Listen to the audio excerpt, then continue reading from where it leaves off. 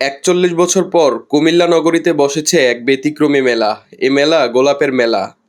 মেলায় দেশি বিদেশি প্রায় ৪০ প্রজাতির গোলাপ স্থান পেয়েছে। এখানে লাল, কালো, সাদা, নীল, হলুদ ও সবুজ গোলাপের পাশাপাশি মরু অঞ্চলের গোলাপও স্থান পেয়েছে। ফুল হচ্ছে মানুষের একটা মনে আনন্দ করার একটা জিনিস।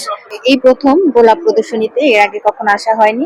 কুমিল্লা ভিক্টোরিয়া সরকারি কলেজ ছাত্র সংসদের সাবেক ভিপি মোস্তফা কামাল ফুলুর স্মরণে নগরীর উত্তরচর্তা এলাকায় এই মেলার আয়োজন করা হয়।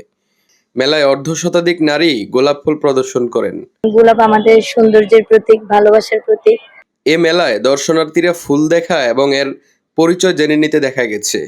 দিনব্যাপী এই মেলায় কয়েকজনকে পুরস্কৃতও করা হয়েছে।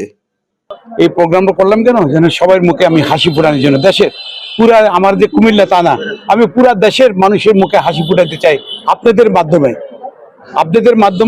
আমি পুরা দেশের মানুষকে আমি একটু হাসি ফোটাতে চাই। এই মেলার উদ্বোধন করেন কুমিল্লা সিসিএন বিজ্ঞান ও প্রযুক্তি বিশ্ববিদ্যালয়ের ডিন কবি আলী হোসেন চৌধুরী। আয়োজক ছিলেন মোস্তফা কামাল ফুলু ফাউন্ডেশন। মোস্তফা কামাল ফুলু ফাউন্ডেশন এটা আয়োজন করেছেন। মোস্তফা কামাল ফুলু একসময় কুমিল্লার প্রখ্যাত ছাত্র নেতা ছিলেন। তাকে স্মরণ করার জন্য তার ভাই আব্দুল্লাহ আল জহির স্বপন এবং আরো দু একজনকে আমাকেও বলেছেন যে সহযোগিতা করার জন্য। তো আমার কাছে মনে হচ্ছে এটা সুন্দরের উদযাপন, সুন্দরকে আরো বেশি প্রতিষ্ঠা করার জন্য, সুন্দরকে আরো বেশি বিস্তৃত করার জন্য, মানুষের মনে যেন সুন্দর জেগে ওঠে। সুন্দরকে আমরা হারিয়ে ফেলছি। ফুল যেন নিঃস্বার্থ সুন্দর, ফুল যেন শুধু সুন্দর না, সে কল্যাণময়, মানুষের কল্যাণের জন্য, সুন্দরের জন্য ফুল। ফুল দিয়ে মানুষকে আমরা বরণ করি, সম্মান করি। সেই ফুলকেও সম্মান জানানো আজকের একটি কাজ।